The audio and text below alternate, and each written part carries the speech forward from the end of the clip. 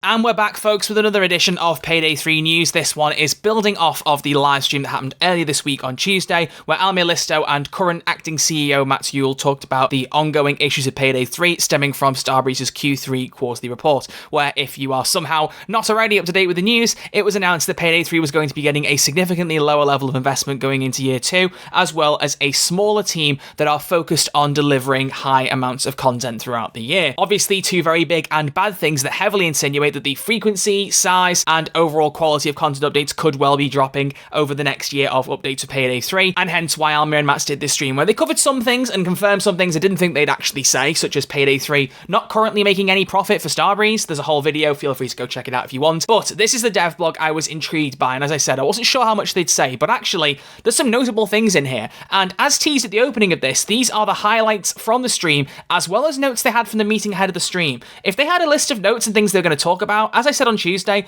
they should have put those out at the same time, because realistically, this dev blog I'm going to go through talks about a lot of stuff in detail, explains a lot of key points, and I think would have been better to have had put out on Tuesday with the stream so they could talk through it and explain the logic. I said this on Tuesday. The fact that they had some of this stuff sat here, presumably based on their wording, and didn't push it out, feels like a missed opportunity, and it would have been better to have done that in the future. Either way, as this introduction says, they're going over the highlights from that stream, as well as these points from the meeting. So we'll take this section by section. I'll read through every bit of this dev blog, give you my thoughts on it overall, and just generally say what I think about the future of Payday 3 and whether this blog makes it any more pleasant sounding. Because there are some good things in it, but also some less promising things.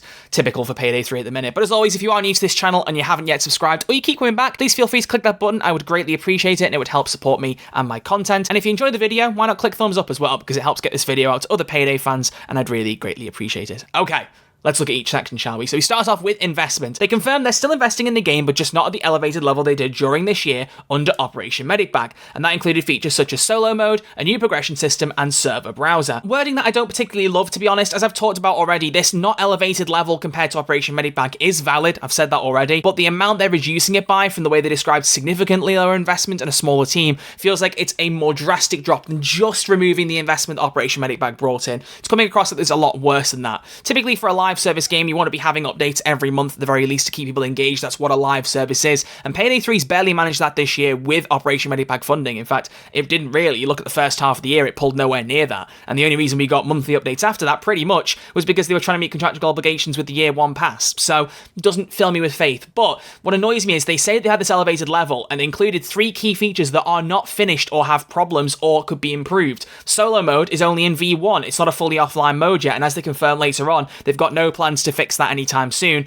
Server browser has not launched successfully. There are several problems with it, like it not refreshing or showing filled lobbies it shouldn't be showing, etc. Some of these things will get fixed in the hotfix update, supposedly still coming out this month, but it's still not launched well. And the progression system, while it's fine, is not exactly unique or interesting and is very quick to sail through. So now that it's been several months since that's come out, it's not really one of the better parts of this game. It's much better than the challenge progression system, don't get me wrong, but there's growing talk from the community, rightfully so, that it should be a bit more engaging. And while I don't think that's a high priority, I just think it's a bit of a shame that the 3 things they've mentioned are not perfect examples of Payday 3 updates. If any of next year's content does really well, they may be able to increase the investment into Payday 3. The same thing happened with Payday 2, where the team grew and shrunk depending on what they were doing, which I did expect them to say, and unfortunately, I don't know how easy that's going to be to do, because a lot of it will be based on not only the amount of people playing, but the amount of people buying the DLC. And I'm not about to sit here and say to you that you should buy DLC so that Starbreeze stay afloat. The game is in the state it is because of how Starbreeze have pushed it, whether it be the executives or bad design choices, but whatever the reasons be, whoever be responsible, and as I've said as always, please do not send hate to specific developers. I say this every time, but I need to make it clear because Almir is still getting stuff for the microtransaction scandal 9 years ago in Payday 2. He tweeted about it yesterday, which is ridiculous. Focusing on them as a studio, because of how Payday 3's released and subsequently tried to update and fix itself over the last year, players haven't come back in a high enough level to justify getting regular content updates. If that changes and they get more people playing and more people buying, maybe we'll get stuff faster. But unfortunately, I don't think that's down to the players to do. I think they just got to hope that people come back, and the people still playing have got to make their own decisions. Will you invest in the DLC? Will you not? That's your prerogative, and I'm not going to push you one way or the other. I will review updates as they come out and tell you what I think of them. Whether you spend the money is your choice. I'm not going to push you to support them just because you want them to stay alive. We're all living in more challenging times financially right now, so you choose with your own wallets. Either way, they've seen people say that money earned from Payday 3 will go to Project Baxter, which isn't the case. The money from Payday 3 goes to Payday 3. But as they talked about on the stream, which they don't discuss here, which, again, I'm not sure whether they should have mentioned what they did on Tuesday, or whether they intended to, I should say. But as they've talked about, the money from Payday 3 is not enough to fund Payday 3 at the minute. They're not making nearly enough money from from the game to go straight back into funding Payday 3 and even have any left over. They can't even fully fund it, so they're having to put more money in from outside of Payday, which explains why they're so significantly cutting the funding, because they're probably getting tired of that and thinking, screw it, we'll just focus on Baxter, which is what they're doing. Whether you like it or not, that is what's happening at the minute. More focus on paid content is going to be the priority for year 2. They're working on the next heist after the already announced Legacy heist releasing soon, but gameplay systems like Armor 2.0 and the skill system revamp, for instance, will be free. So it is mentioned again further on, but this pretty much locks in a skill system is being worked on. All we had so far was Andreas saying they're looking into it from my interview with him and Almir the other month, but now it seems like it's locked in. They are actually working on it and it will be coming, which is good to hear. They do have a profit share deal with 505 Games and Digital Bros, and our wording from the official statements is, excuse the heavy corporate lingo here, in connection with the reversion of publishing rights to Payday 2, something that happened in 2016 where Starbreeze got all the rights back to the Payday franchise from 505 Games. Starbreeze and 505 agreed that 505 will have a right to an initial share of future revenues attributable to Payday 3. This could mean 505 receives up to $40 million in the form of 33% of Starbreeze's net from future sales of Payday 3 after Starbreeze first has fully recouped its development and marketing costs. In other words, 33% of Payday 3's profits up to a total of $40 million to Digital Bros, which means in order to effectively pay them the money they owe them, Starbreeze need to make $120 million profit, US dollars, and then a third of that can be pushed to 505. As per the last financial report, there's been no share with 505 Games, reason being, Payday 3 hasn't turned any profit yet. They're one of the oldest independent game studios in Sweden, have been listed on the stock market since 2000. There are no plans to currently go private, okay? Payday is still the core of Starbreeze. There are no plans to sell the IP. I never thought there would be plans to sell the IP, but what the higher-ups decide to do with the IP is more of the problem at the minute, as a lot of us have seen. Either way, identity is the next section. Not too much here, but they do want to just focus on it briefly. We want to keep making improvements to the core game while discovering what makes it unique. Payday 3 started out not really knowing what to be, and the changes over 2024 were all moving towards Payday 2, but what should Payday 3 really be? They have to find the fun. If the game is fun, what people want to play, and in the end, buy additional content. This almost sounds like a pitch within the studio rather than to us, but it's all stuff that you figure. You want more people playing the game, so that more people are buying things for the game, so that more things can come out for the game. Very simple logic, but they need to get the players in. And unfortunately, they have quite the uphill battle because Payday 3 still isn't in the state it should be. Every update releases with these bugs, etc., and I don't imagine to someone outside of the situation watching in that they're going to feel like tempted to jump in until we get some solid updates without problems, a few in a row, really, to really pull people back. October's update was the one that's supposed to be the big signal, and I've not been able to play the game for a month because of it. Not ideal. Either way. Next thing is the team. Smaller teams don't suffer the same challenges with communication. They're able to adjust more quickly. That is the one plus of a smaller team. I will agree on that. I think that is a good point because you're not going to get too many cooks spoiling the broth. As the saying goes, you're going to have enough people to quickly debate things and what needs to be done, but not have too many voices overpowering each other. I do think the concern of manpower is more important because with some of the issues this game has and some of the content that it needs sooner rather than later, you kind of need more hands, even if it does cause a bit more chaos. I still think that's a better idea. Whatever. But a smaller team led by Almir and Andreas will let us focus on what the game is and should be. Good. Important. But no matter the size of the team, they will do their best to deliver the best Payday 3 they can, and that is true. As I've said a million times, the devs are doing the best they can. They want Payday to be successful for everyone, not just so they can keep the lights on, so they can keep their jobs, but because they're clearly passionate about this franchise, and I think some people forget that sometimes. It's often not the people on the ground who are making the stuff for these games, no matter how it comes out. They're the ones that are deserving of the criticism, so it's important to reinforce that. These devs really do care. And finally, they actually acknowledge it. They've reluctantly needed to let go of a number of employees recently. We try to move people between projects whenever possible, but obviously the people they've laid off, as I've said, I've seen up to 4, could have been more, I don't know, but these people obviously didn't fit with wherever they could be, whether it was not working on Payday 3 anymore, not being a fitting for Project Baxter, or something that I didn't mention in Tuesday's video, but I did put in the comment section. It could be they moved people over to their third game. We know the third game's happening in 2028. Not that that should be anywhere near a priority for Starbreeze, but maybe they put people there. Either way, I think it's a real shame that the people that they've laid off wouldn't fit to any of those projects.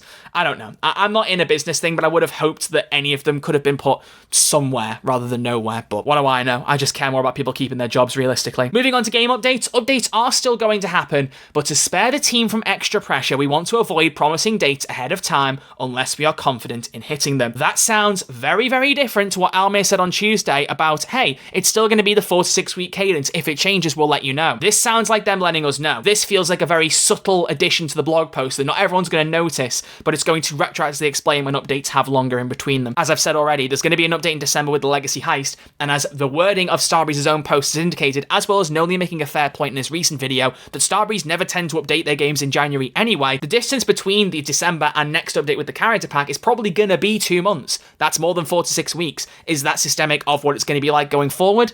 With this wording, it sounds like it might well be, and then it was in the dev blog, and it's there to point back at when people say it's not 4 to 6 weeks. They'll go, well, we said we weren't giving you any dates. That is one of the more worrying things here. They're not looking at creating a season pass right now, but it's not ruled out for all time if that ends up being what's best for the game and requested by the players. I don't think personally they're going to need a season pass, only because what we know so far is that there's not much paid content coming. We've got the free heist in December and a paid character in February, presumably.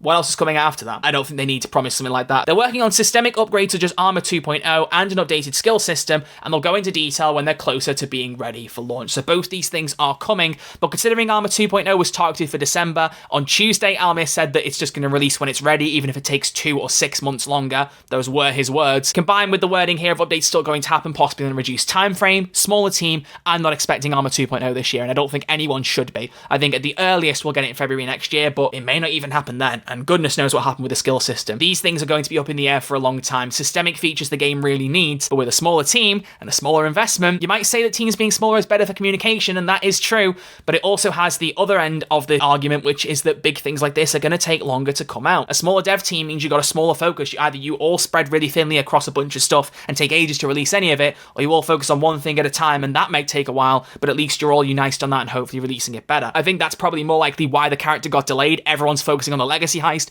get that out. Everyone's focusing on the character, get that out, and so on and so forth. This is what worries me. Upgrading to Unreal Engine 5 from Unreal Engine 4 isn't ruled out, but isn't a priority either. As I've said, I'm just going to go ahead now and assume this isn't going to happen. If it does, it'll be a pleasant surprise. But much like MJ would say in a No Way Home, expect disappointment and you'll never be disappointed. That fits here. I'm not expecting Unreal Engine 5 upgrade at any point for this game. If it happens, great, but I'm going to pretend it's not going to, and then hopefully be pleasantly surprised if it does. They are planning to run free weekends and events in the future. Stay tuned for updates on this. I really wouldn't be going for any more events in the meantime, because as you'll see in a minute on the unanswered questions section, they have not the best news with Maskmania. Either way, these are a bunch of questions that haven't been asked, or maybe things that needed to be covered from the live chat or just ongoing player questions. And this is the best bit of the blog, I think. Even if all the answers aren't good, they're answering a lot of questions that I'm glad they're actually touching on. So let's take a look through them. When can we expect the full offline or solo mode? We currently have no update to share regarding offline mode or the next iteration to solo mode. Good start. They haven't mentioned it until now. There've been no real big news about it, so I'm not really shocked by this, but again, this is the downside of having a smaller team and smaller investments. I said on Tuesday, I can understand the strategy that Starbreeze have financially because they're realizing the money they're putting in is not coming back out. I get that, but Starbreeze is a studio known best for the Payday franchise, and I don't think it's a good move for them financially to just try and focus on Baxter and put the money into that because they think that will perform better, because this is a studio whose last 3 games have all flopped, either critically or commercially or both. If your own IP can't get the love it deserves, the one that is the reason the company's still around, why is anyone going to invest in a D&D game? I genuinely still firmly believe that. So even though it's not good financially, I think they need to be putting more of this money in to get these things to the finished point, to get everything to where it should be, and then do a big marketing push, get Plan on board if they're still on board by that point, to be like, hey, Payday 3 is the way it should be now. You can actually push with those words. If they can't get to that point, I don't know how they're going to get people back on board, and with things like this taking possibly an unspecified amount of time, it just feels like a downward spiral. I don't want to be that guy, but it is how it's coming across. As they plan on fixing the dwindling player counts, much like I'm talking about, ensuring the community that is here is happy by making qualitative content that we want to play and to resolve the identity crisis of the game. If we build it, hopefully they will come. As I've said, this is all a big what if right now. Starbreeze are hoping the players will come, but there is a universe where they don't show up. As I argued in Tuesday's video, gamers' attention spans are not the same as they were in 2013 when Payday 2 first came out. People bouncing between different games, just focusing on what's interesting, as well as I've said, that reduced attention span of the TikTok generation, where you can't even listen to someone talking in a TikTok without looking at Subway Surfers gameplay. That's not all of us, granted, I'm not pointing a finger at everyone, but it is a general consensus in our society, as the meme goes. But you get my point, that attention span is not what it used to be, and so it's harder to bring people back to things that they know didn't launch well and people don't care about. So it might not go well. All of this could be in vain. It might be too late. That's why I still think that putting all hands on deck for Payday 3 and giving one last push to get everything out would have been the better call.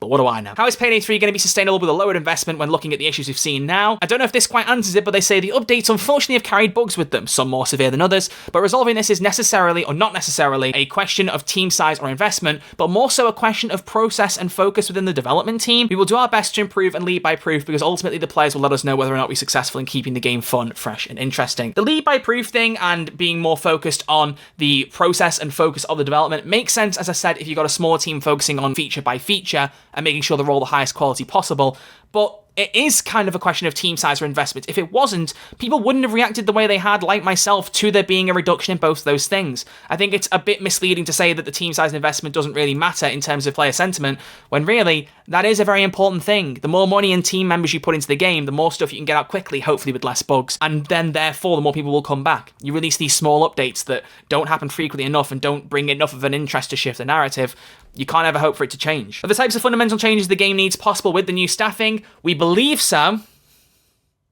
If there is a feature we want to do but we can't, we will see if we can move things around to make sure it happens. In other words, we'll see if the executives will actually put the money and staff in that we need. I really hope they do. What's going to be the pricing of the upcoming DLCs? Ever since Syntax era, they've carefully listened to community feedback and adjusted not only syntax, but every piece of content since. With new content released, they'll do our best to make sure that price points will resonate with the community while ensuring we recoup our investments so we can make more. Can't say fairer than that. How many DLCs can you expect next year? They don't confirm a number. You can expect continued DLC and content updates, but exactly how many has not been communicated yet. As they argued on Tuesday, they have got a team size and a budget set for year 2, but they haven't actually planned year 2 out, which was slightly concerning to me. I would have thought they'd have at least had some ideas of where to go. Maybe they do and they're just playing coy about it, but they do know what kind of money they can work with, so in terms of how many updates and content, I don't know. With less investment than we've currently got so far, and we only got 7 heists in year 1, which isn't bad, it makes sense that we're probably going to get less than that. So I don't know how many heists or characters, but I expect less than year 1 at the very, very least. Since hosted servers are expensive, are there any plans on finishing the peer-to-peer connections you were discussing? They said we're investigating the possibility of this and we'll let the community know when we have a substantial update to share. Would be good. Why did they release VoIP in the state that they did? Nice to see this being acknowledged. It's unfortunate the VoIP did not meet the satisfaction of our community, and for that they apologise. There was some internal confusion regarding what the VoIP feature needed to include at launch, and unfortunately that confusion led to some features lacking. Do you know how you could have fixed that? Ask your audience. They did the surveys on modifier thoughts, do things like that, open air questionnaires to let people tell you what they want in a feature. What do you want VoIP to have? And then you would see loads of people saying, push to talk. When are we getting big off Payday 3? Never, Almir's note.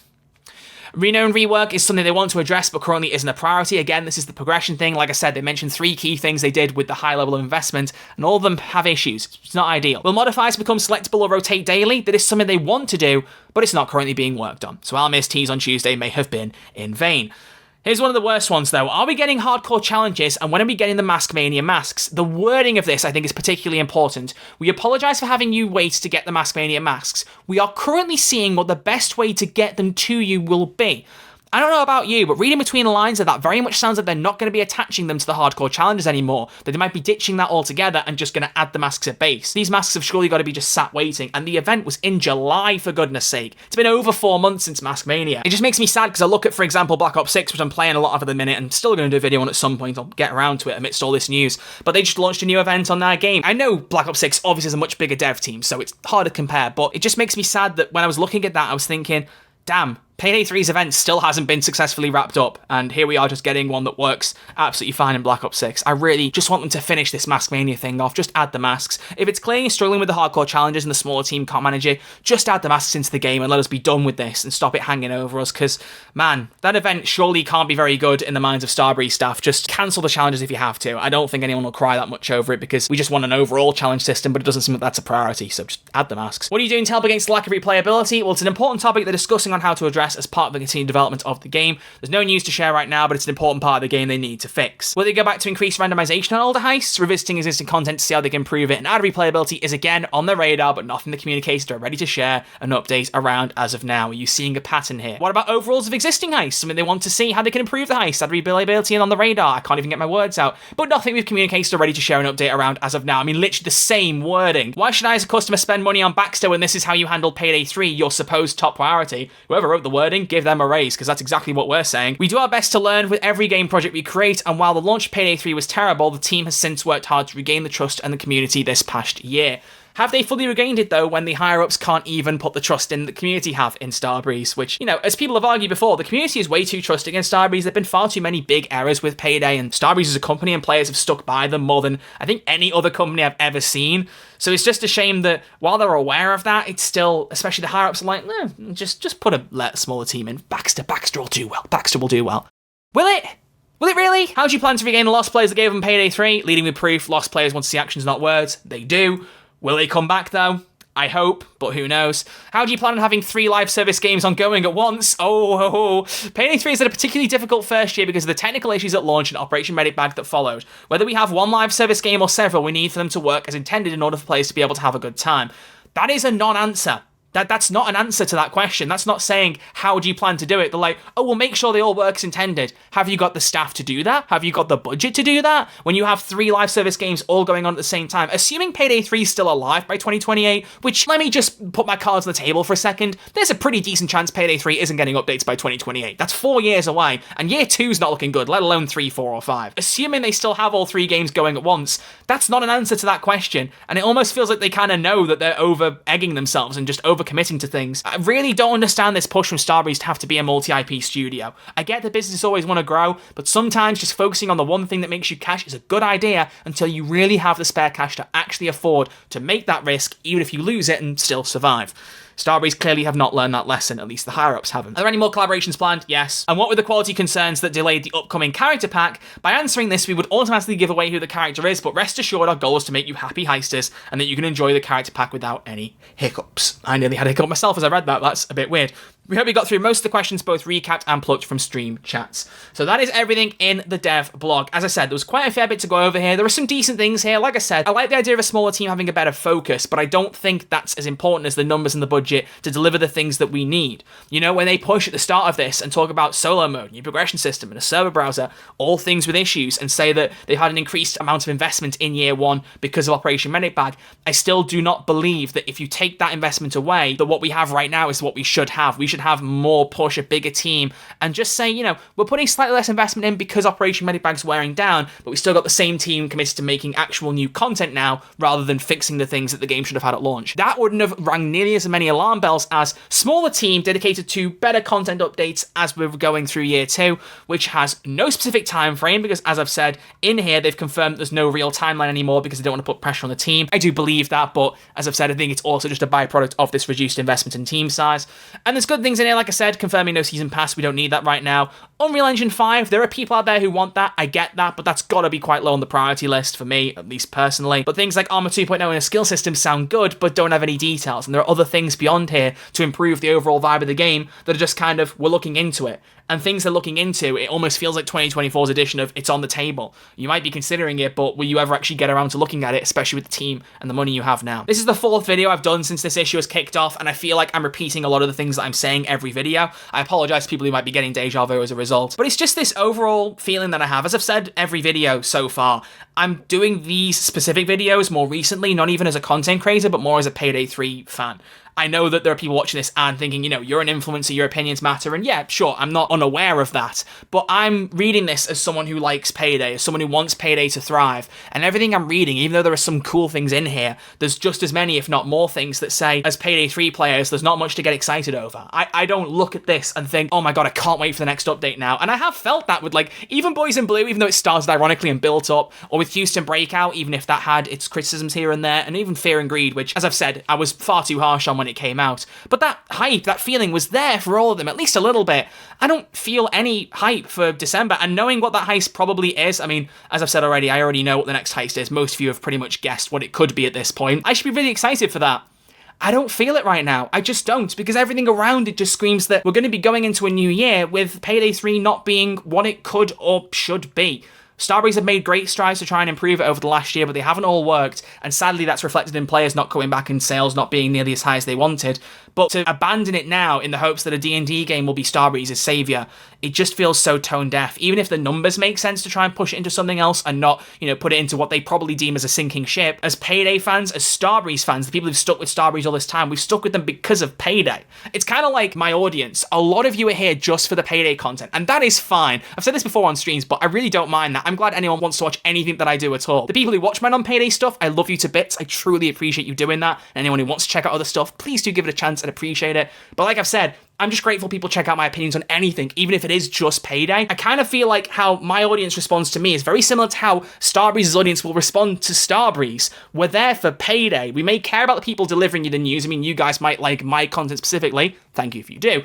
But you're more interested in the Payday stuff and my thoughts on the Payday stuff in the same way that Payday players are interested in Starbreeze doing Payday things. Just because we're fans of Starbreeze, or fans of the people working there, like Almir, etc., doesn't mean we're going to then follow every game Starbreeze releases. And I seriously think the higher-ups either are aware of that and don't care, or genuinely just don't get it. Maybe their hope is that they will just get an entirely new audience because there's bigger D&D interest from, say, I don't know, Baldur's Gate 3. I think they're overestimating how many people are going to want to join the game because of that. I think it's very bold, and I'm not sure it's going to pay off. I'm extremely worried about that. I just have this very sinking gut feeling that Payday 3 is going in the wrong direction. I will continue to report updates as they come out. I realize, like I said, the last 4 videos have been very, not doom posty, because like I said, it's not really doom posting when this genuinely is the situation we're in and it's quite plain for everyone to see, or most people to see at the very least. But I don't love being the guy delivering this sad news and having this pessimism. I'm not that kind of guy. A lot of you know this by now. So rest assured, when future updates come out for Payday 3, I will still judge them on the merits they have and what's good and what's bad. If there is a very clear difference in the size of the updates between, I'm not going to not point it out. As my job as a reviewer, I will talk about the good and the bad, and sometimes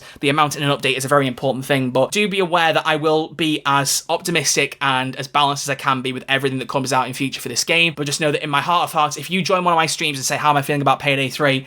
It's not good. I don't feel good for the future of this game. I genuinely fear for what Payday 3 will be like in year 2. I genuinely worry how it will look in a year's time. I really do fear for this game on a level that I haven't since launch. You know, at launch I thought it'd be bad, but I really thought they'd pull it back. At this point, I really don't know. You asked me to bet on one outcome or the other, I would refuse to, because I'd be scared of losing my money. I wouldn't know which way it would go. And I know, as one of the bigger content creators, that's not the most reassuring thing for Starbreeze to hear, or for any of you to hear. I don't really care. The whole time I've done these videos, and the whole reason I agreed to be a Starbreeze partner was on the basis that I could be honest and just share my thoughts, and those are my thoughts. So, whether they like it or not, that's how I see Payday, and unfortunately, based on my community at the very least, it's how a lot of you see it too. I just hope things can change. I really do. Either way, thank you all for watching. I really do appreciate it, as per usual. I'll be back with whatever next Payday news comes out. I'm hoping things will get a little quieter over the next week or two, because, like I said, I want to put a Black Ops 6 video out. Been waiting on that for weeks, but I just don't want to get it drowned out by all the Payday news, so that had to take priority. But I'll see you soon with whatever new news comes out for Payday, or anything else I make in the meantime. Like I said, if you consider checking it out, I greatly appreciate it, but if you are here just for the Payday stuff, as I've said, that's fine. I'm grateful that you care about my opinions on anything, let alone everything. But either way, thank you all for watching. If you enjoyed the video, make sure you give it a thumbs up, click subscribe if you're new or haven't yet clicked that button, and I'll see you all very soon with some more content. Look after yourselves, stay safe, have a good weekend, take care.